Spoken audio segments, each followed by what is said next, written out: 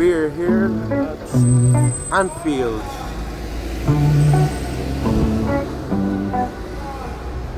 Alistair and Gravenberg works. I'm like in the big photo. The cop bar. Wow. Here's the LFC museum. Oh, we can go to the museum. We're just gonna go around the stadium first.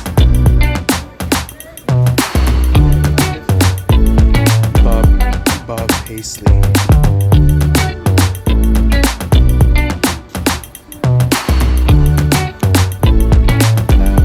Passed away back in July 1st. He died in a car crash along with his brother Andre. So this memorial here, all fans and different clubs from Everton, Manchester United.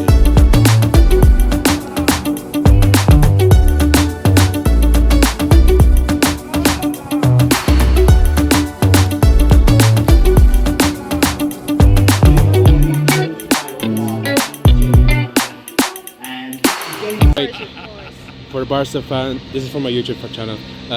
This corner here is the nightmare for Barcelona fans. This is where Trent Alexander-Arnold took the corner, taken quickly, and then Origi scored that fourth goal.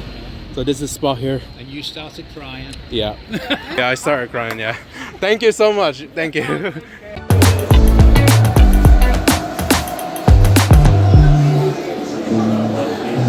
Calling it Newton the Willows, Manchester Victoria, Huddersfield, Leeds, York, Darlington, Durham, Chesterley Street and Newcastle. This train is formed of 5 coaches. Due to a short platform, passengers for Chesterley Street should board the front 4 coaches. Platform 3 of the 1424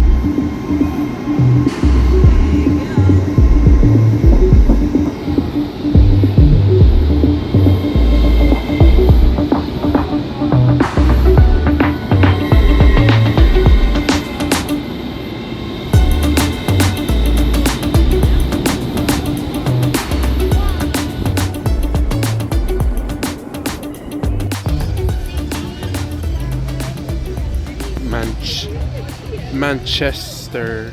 Broken neighbor is your mind. All the scars that's leaving behind. We light the world up now. Let us Nice to search here, and welcome back to another vlog video. In today's video, this is part 3 here in Liverpool.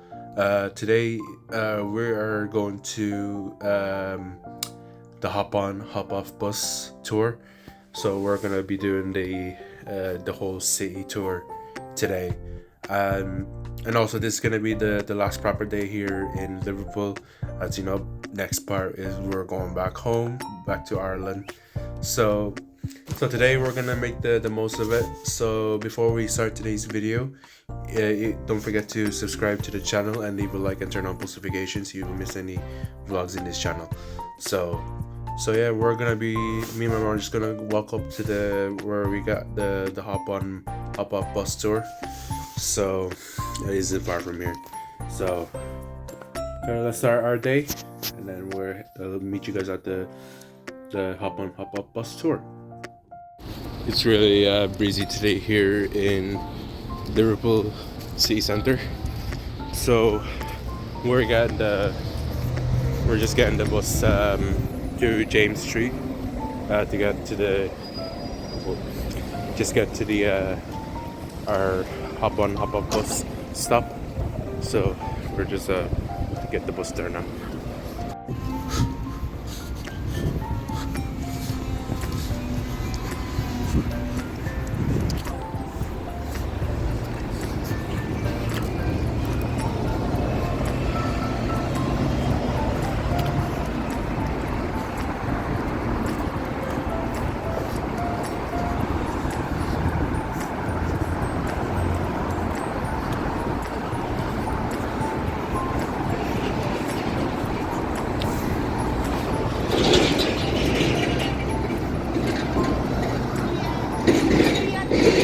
Alright, so me and my mom are on the city bus tour. So we're gonna do some sightseeing here in the city of Liverpool. So yeah, so we're gonna do the full recording of the city bus tour. So enjoy, guys. Okay, I'm excited for it. The oldest of Liverpool's three graces, three historical buildings adorning the Liverpool waterfront. The Port of Liverpool building was originally the headquarters of the Mersey Docks and Harbour Board. It was inspired by the unused design for Liverpool's Anglican Cathedral. On your left is the Cunard building, completed in 1917. It was originally home to the Cunard shipping line. Today, the Cunard building is home to the British Music Experience, a permanent exhibition on our nation's popular music. The plinths on the pavement outside the Cunard building include the names of many famous ships. On the far end is the Royal Liver building. This is the most recognisable of the three graces. Designed by Walter Aubrey Thomas and opened in 1911, this Grade 1 listed building is a Liverpool icon. Its clock towers are 25 foot in diameter. That's 2 foot wider than the clock face of Queen Elizabeth Tower, known as Big Ben. Atop the building's towers sit our legendary liver birds. The mythical liver bird is the head of an eagle and the body of a cormorant. They are made from copper, stand at 18 feet tall, and have a wingspan of 24 foot. Legend has it that the male, Bertie, watches over the city, whilst the female, Bella, looks out to sea, waiting for sailors to return home. Some say that Bella is keeping an eye out for the handsome sailors, while Bertie is checking that the pubs are open.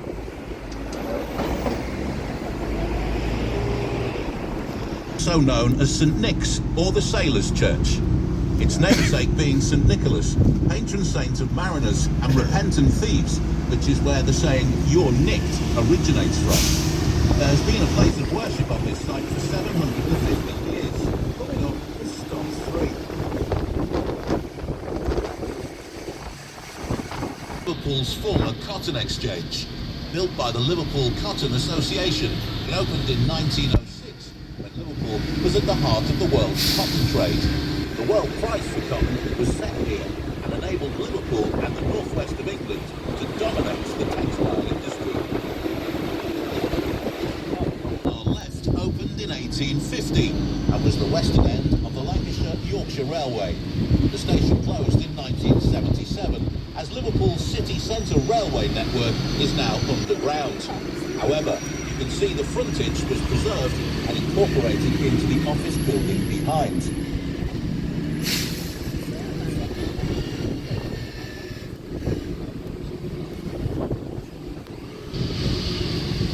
The red brick building ahead is the Grade 2 listed Prudential Assurance building. Completed in 1886, it was designed by local architect Alfred Waterhouse, who was famous for his use of red terracotta bricks. Other notable Waterhouse designs are the Natural History Museum in London, Strangeways Prison in Manchester, and Liverpool's Victoria Gallery and Museum, known as the original Red Brick University. To our left was opened in 1903 and reopened as a 4-star hotel in 2014. We also have another ventilation shaft for the Mersey Tunnel to our right. And up next is our stop for the Cavern Quarter and Liverpool 1. Street, home of the world-famous Cavern Club, made famous by the Beatles, played there nearly 300 times. Matthew It's Street. the very heart and soul of the Merseybeat sound. Merseybeat is what's now known as pop music. The names of all the bands who played at the Cavern are etched into the brickwork along Matthew Street. Matthew Street. Liverpool 1 is a retail and residential leisure complex. Nestled within the famous high street chain stores, you will find souvenir shops for Liverpool and Everton FC. Although a modern addition to Liverpool city centre, it also incorporates the Blue Coat Chambers. Originally a school, the Blue Coat is the oldest city centre building, dating back to 1717. It's now a gallery and cafe, with free exhibitions open daily.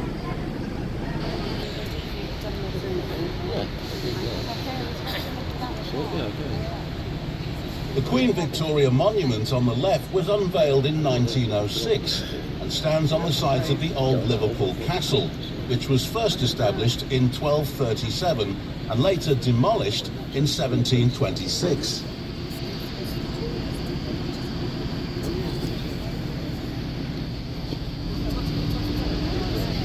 You can see Liverpool's old town hall, dating back to 1754. The area is now a hub for restaurants, bars and cafes.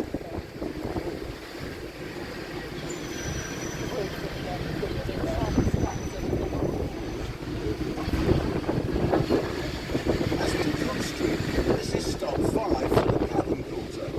Coming up on the right is number 16 Cook Street. Designed by Peter Ellis in 1866, this is the world's second glass curtain wall building, floor-to-ceiling glass. This is now the standard for skyscrapers across the world.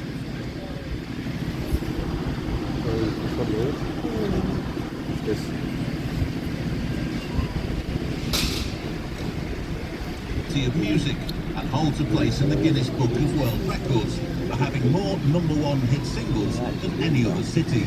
The first #1 was How Much Is That Doggy in the Window by Lita Rosa in March 1953, making Lita the first female to top the UK charts. How much is Building on our right was the Central Post Office, constructed between 1894 and 1899. The building incorporated Renaissance, Roman and Greek-style architecture and was considered fireproof. Damage encountered during the Blitz was so severe that the upper floors were removed. Victoria Street, we entered the first football quarter. On your left is the Dixie Dean Hotel, Everton FC's all-time record-breaking goal scorer. On your right, you will see the Shankly Hotel, dedicated to Liverpool FC's most beloved manager, Bill Shankly.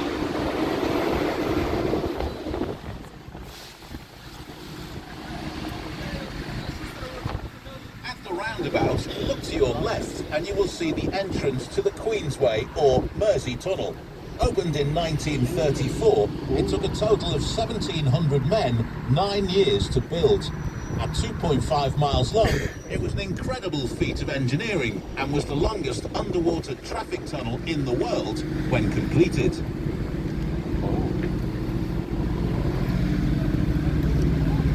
We are now on William Brown Street.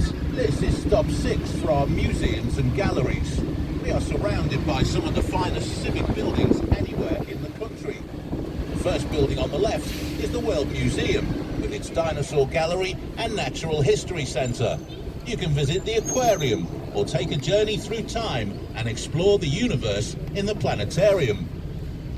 Library, built in 1860. It was reopened in 2013 following a £50 million redevelopment programme to this Grade 2 listed building. With statues of Michelangelo and Raphael on either side of the entrance is the Walker Art Gallery. It houses a world-famous collection of pre-Raphaelite works on display and is free to enter. To the 97 Liverpool FC fans who tragically lost their lives as a result of the Hillsborough disaster of the 15th of April 1989. Which one is that? Memorials to the This one, is 97 it? fans can also be found at Anfield, Liverpool Town Hall and the Liverpool Cathedral. Walk on, with hope in your heart. Are you never alone? To our left is the truly magnificent St George's Hall, considered to be the greatest neoclassical building in Europe. It was designed by Harvey Lonsdale Elms and opened in 1854. Charles Dickens declared it the most perfect hall in the world, and Queen Victoria thought it was worthy of ancient Athens. It has served as a public library, concert venue and law courts, where authors like Charles Dickens and Arthur Conan Doyle delivered the penny readings.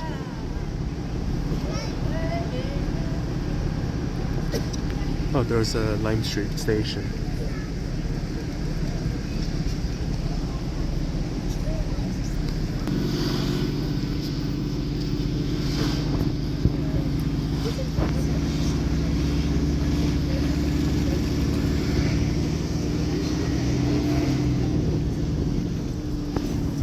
Liverpool's red light district, frequented by sailors and ladies of the night, the most famous of which was Maggie May. This is Lime Street. Maggie was immortalised in the folk song that bears her name. Look up to your right and you will see one of Liverpool's most famous statues, called Liverpool Resurgent. Designed by Jacob Epstein, he signifies the rise of Liverpool after the flames of the Blitz.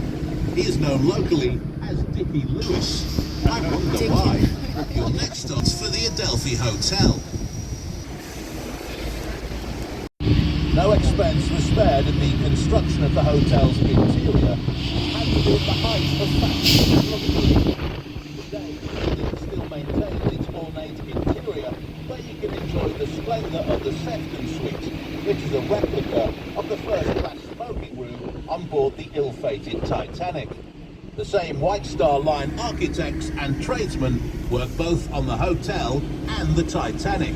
More famous now for the people who have stayed here, including Judy Garland, Frank Sinatra, Eleanor Roosevelt, wife of American President F.D. Roosevelt, Mark Twain, Winston Churchill, and Charles Dickens. It's rumored that Charles Dickens chose the name Mr. Brownlow from this road for his book Oliver Twist. Mr. Brownlow is Oliver's grandfather, who adopts Oliver and liberates him from a life in the workhouse. The Roman Catholic Cathedral now stands on the site of the old Brownlow Hill Workhouse, which of course is the setting for the story of Oliver Twist. The Victoria Gallery and Museum building, now part of the University of Liverpool. Completed in 1892, it is built in beautiful red terracotta brick and was designed by Alfred Waterhouse, who we mentioned earlier. This is the original red brick or civic university. Next is stop 9 for the Metropolitan Cathedral of Christ the King. Cathedral in the city. It's known locally as Paddy's Wigwam due to its shape. The tall central tower known as a lantern. The original design by Sir Edwin Lutyens would have been the second largest cathedral in the world. Construction began in 1933, but due to the outbreak of World War II, it was never fully completed. Only the pyramids and crypt below were finished. The cathedral was completed by Sir Frederick Gibbard. Work recommenced in 1962 and the building was consecrated in 1967. The interior of the building is beautiful, with the largest expanse of stained glass anywhere in the world, which casts vibrant colours across its internal floor and walls. The tower has 52 feet high pinnacles, which form the crown of Christ the King, standing out over Liverpool's skyline. The campanile supports 4 bells of varying sizes, each one named after the apostles Matthew, Mark, Luke and John. They are affectionately known in the city as John, Paul, George and Ringo. The main entrance is directly underneath the bell tower. Next is stop 10 for the Philharmonic dining rooms. Philharmonic dining room. Hope Opened Street. in 1898. Oh. It's Britain's first purpose-built Grade 1 listed pub.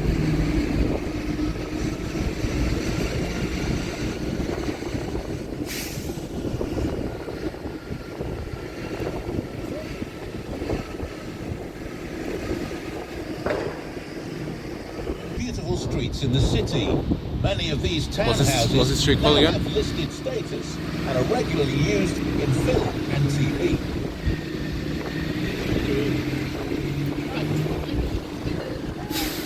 What's the street called again?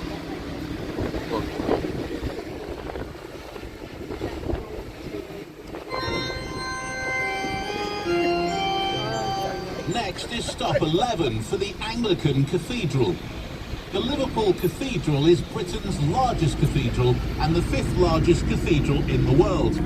Designed by Sir Giles Gilbert Scott when he was just 21 years old, construction began in 1904 and was completed in 1978, taking 74 years to build. At 331 feet high, it has the highest, heaviest and largest peal of bells in the world. It's also home to the Willis organ, which is the largest organ in the UK, with more than 10,000 pipes. Giles Gilbert Scott's other notable designs include Battersea Power Station, the Tate Modern in London, and the iconic red telephone box. You see the two light put.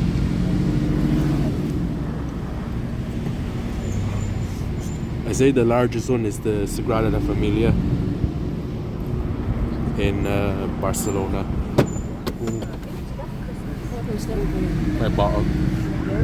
Which is Rodney known Street. as the Harley Street of the North. Here you will find doctors, dentists, opticians, chiropractors and even plastic surgeons.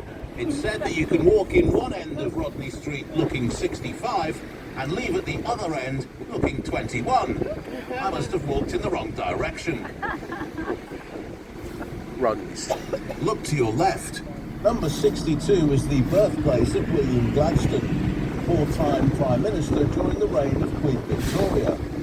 You will notice some windows along the street are bricked up. This was to avoid the window tax, referred to as daylight robbery. Number 34 to our left was the birthplace of Henry Booth, known as the father of passenger railways. He helped found the Liverpool to Manchester Railway and even commissioned George and Robert Stephenson's famous locomotive, the Rocket. Next is stop 12 for St Luke's Church and Bold Street. To your left is St Luke's Church, known locally as the Bombed Out Church. It was hit by an incendiary bomb during the Blitz of May 1941. Completed in 1832, St Luke is the patron saint of the medical profession, which is why it sits so close to Rodney Street. Is that the 19 Christmas truce? Is that the Christmas truce? They play football.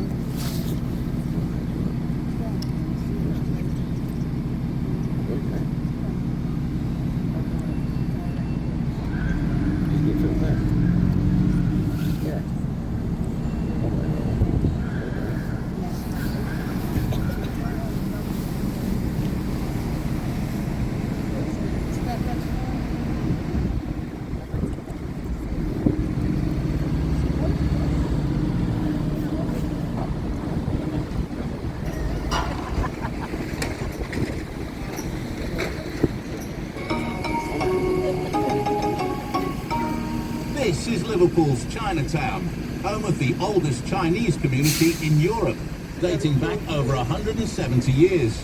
The ceremonial arch coming up on our right is the largest ceremonial arch outside of mainland China and was gifted to the Chinese community in Liverpool by the People's Republic of Shanghai in the year 2000. It contains over 200 dragons, 12 of which are pregnant, a sign of good fortune in China. Shanghai is now one of Liverpool's many twin cities. In Shanghai, you'll find buildings based on Liverpool's three graces. They were designed by Walter Aubrey Thomas, same architect who designed the Royal Liver Building.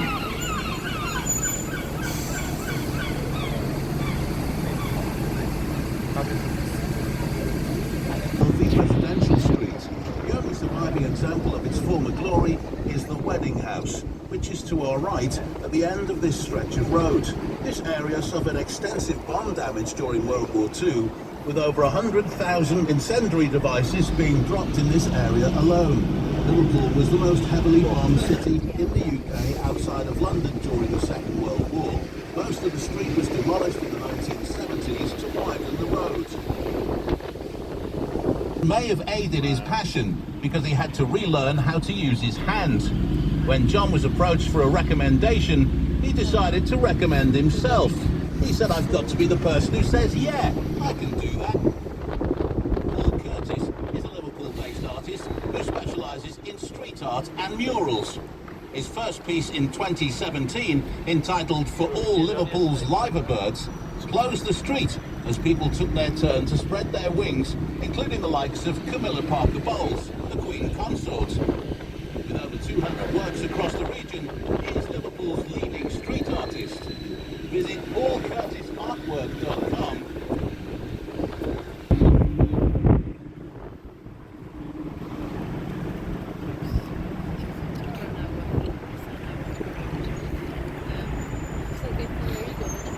Jesse Hartley as the world's first fireproof warehousing system, which also included the world's first hydraulic cranes powered from dock water pumped from what is now the Pump House Inn. The docks were opened in 1846 by Prince Albert, who said in his speech, "I have heard of the greatness of Liverpool, but the reality far surpasses the expectation."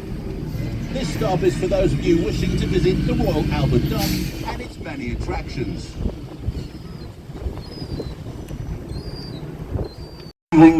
What's known as the Salt House Dock, because there used to be an old salt works here back in 1753. That's why they call this the Salt House Dock. You see the arch to your left here, this is known as the Wapping Arch. You look at the date this side before we turn, it says 1855. Now look at the date on this side, it says 1980. Now this is the remaining gable end of an old warehouse that used to be next to the Salt House Dock. So what they did in 1980, they took the original stone and rebuilt it. And he put it here, right, in 1980. That's why it's got different dates either side. So again, as I said, I like to talk about a little bit of history of Liverpool as well before we hit them Beatle locations. And on the left here is the Royal Albert Dock, built in 1846 by a guy called Jesse Hartley. World's first fireproof warehouse, and it was used back then to store cargo like cotton, ivory, brandy, tobacco. Today, apart from football stadium tours and all the Beatle history in Liverpool, #1 tourist spot in the city, over 6 million visitors a year just to the Albert Dock alone. And last year we had 130 cruise ships in, a lot of cruise ships in again this year, so this is a really busy time for the city. Plus today is the beginning of Beatle Week. A lot of people coming for Beatle Week. There's not we got people on the ship, we got regular people just coming into the city, which is, it goes on, you know, for a week every year, which is Beatle Week, the Beatle Convention. And back in the 50s, the Liverpool sailors used to leave these ports. They'd sail over to America, they'd come back wearing the latest clothing, holding the latest vinyl records you couldn't buy here then. They used to call them guys the Cunard Yanks, because Cunard was the ship line that operated the ships out of the city. So they call them guys the Cunard Yanks. And straight ahead of us here is our famous Liver buildings. In 1907, the Royal Liver Group, which was an insurance company, had over 6,000 employees. That's why they built the Liver buildings originally, to house them employees. So May the 11th, 1908, Walter Aubrey Thomas laid the first stone. It opened July 19th, 1911. The time the Beatles played Liverpool was December the 5th, 1965.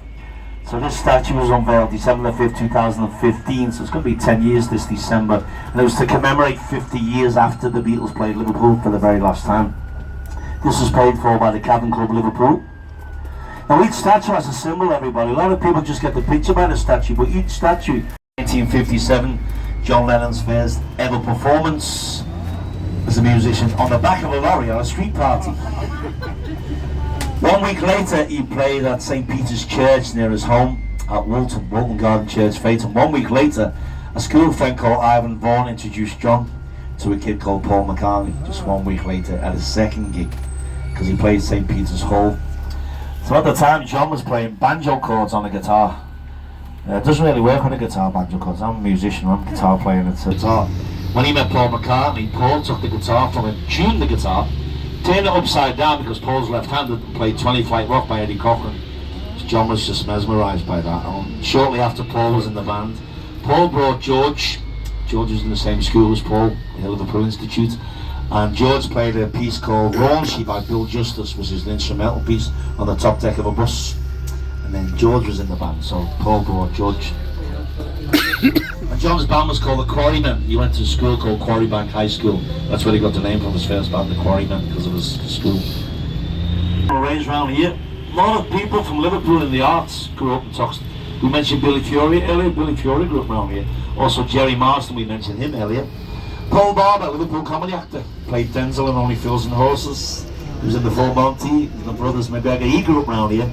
Willie Russell, Liverpool playwright who wrote Blood Brothers, he grew up round here. Also the band, The Real Thing, who had the big hit with You To Me On Everything, they grew up round here. Chris and Eddie moved. Also the Christians, another great Liverpool band called the Christians, they grew up round here.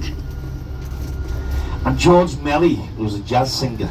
When the Cavern, getting back to the Cavern, when the Cavern first opened, January 16, 1957, it opened its doors as a jazz club. The first 2 years was a jazz club. George Melly was a regular performer there. So was Bilk, Kenny Bowles Jazz Band, and then it went to Skiffle, then rock and roll bands from 1959. On the side of the old Emperor's Pub there. We will get to the mural, but for now I'm going to show you the old Welsh streets. And they're coming up on the left, so it's actually got the name on the wall here, the first of the Welsh streets. And also Welsh names, Winnerstay Street. There's all the famous people on the poster. So these are the Welsh streets here.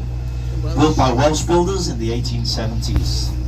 Now the next street coming up on the left, this is Rowalla Street, another Welsh street. Down this street on the left here, number 18, Jean Alexander was born here. Hilda Ogden and Coronation Street, she was born down here, number 18. Going to slow down here, look to your left again. I'm sure you're all familiar with the hit TV show Peaky Blinders. So Peaky Blinders was filmed here. This was Watery Lane where the Shelbys lived. So the first 3 seasons were filmed here. Yeah, and this is where the Shelbys lived in the show. Wow. Okay, famous Beatles Street. Now to your left, this is Madron Street. Number 9 is where Ringo Starr was born. So look to your left, look to the houses on your left. Now go to the 5th house down. It's the one with the satellite dishes closest to the roof. Yeah. All the window ledges are painted white, except the one Ringo was born in. That's called brown. It's rusted away where fans have chipped away at the stone through the years. That's why it looks like it looks right. So that's number 9 Madron Street. Ringo was born in that house. July 7th, 1940. That's where he was born in that house. Somebody does actually live in the house now. Ringo's old house. His mother couldn't afford the house any longer. Ringo was only 3 years old because his father left the family. So she left that house, his mother Elsie. Now if you look to your right, we got the peace sign and another mural on the left here, on Kinmel Street here. But if you look down the alleyway to your right here, Ringo and his mother moved into this house. So it's a white house in the middle of the alleyway on your right with the pink drain pipe. So Ringo moved here from age 3 to age 21. He lived in this house here. That's actually owned by an American fan, this house on the right. So it's the White House down here where actually that's where he lived. American fan from Atlanta, Georgia bought the house. He lived there till he was 21 years old. This is the old Emperor's Pub on the right here. Ringo's mother Elsie was a barmaid here. She was a cleaner here. She sang here. So he made it the solo, the album sleeve of his first solo album, The Sentimental Journey. So that's the old Emperor's Pub there. Famous Liverpool boxer on the right. This is Natasha Joyce down here in Toxteth.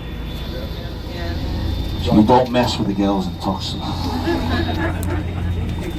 On the left here is St. Simon's Primary School. This is where Ringo went to primary school. This was his primary school here. Also Billy Fury, Jerry Marsden went to this school. And also Liverpool footballing legend Robbie Fowler. Robbie Fowler went to the school. He grew up around here, Robbie. Real name Robbie Ryder, actually. He was christened Robbie Ryder. And Ringo Starr was the only Beatle with a stage name, real name Richard Starkey, and he got that name before the Beatles, because he wore all them rings even before the Beatles, and he was in a band called Rory Storm and the Hurricanes, the most popular band in Liverpool at the time. It wasn't the Beatles, it wasn't Jerry, it wasn't the Searchers, the Mersey Beats, Swing and Blue Jeans, it was actually Rory Storm and the Hurricanes. They were also the first band to play the Cavern Club, after it was a jazz club, first beat group to play the Cavern Club. We're going to take you to the special one that Paul McCartney signed his name on.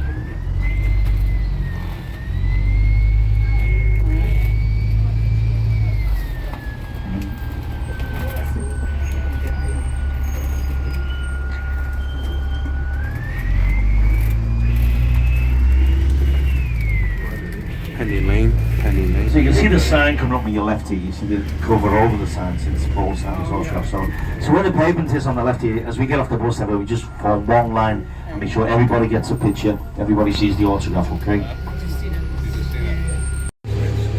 Show the picture there. Yeah, there you go. That's some sign in it. Somewhere around here. That's right here. There's the autograph. Oh, Right there, you see.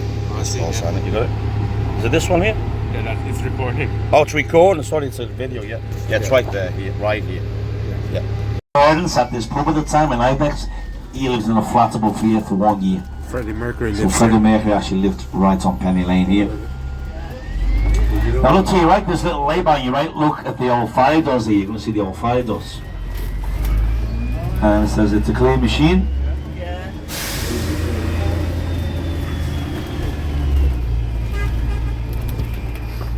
Keep looking to your left, you see the barber shop on the other corner. It's only Slaven barber shop there. That's where Paul was inside there when he did the James Corden show. He sat in the chair. And this is the shelter. You see the barber shop again. You keep looking left on the corner. The original barber shop was called Violetti's, but it's always been the same location as mentioned in the song. What's the significance of Penny Lane? Why the song was actually Paul McCartney who wrote the lyrics.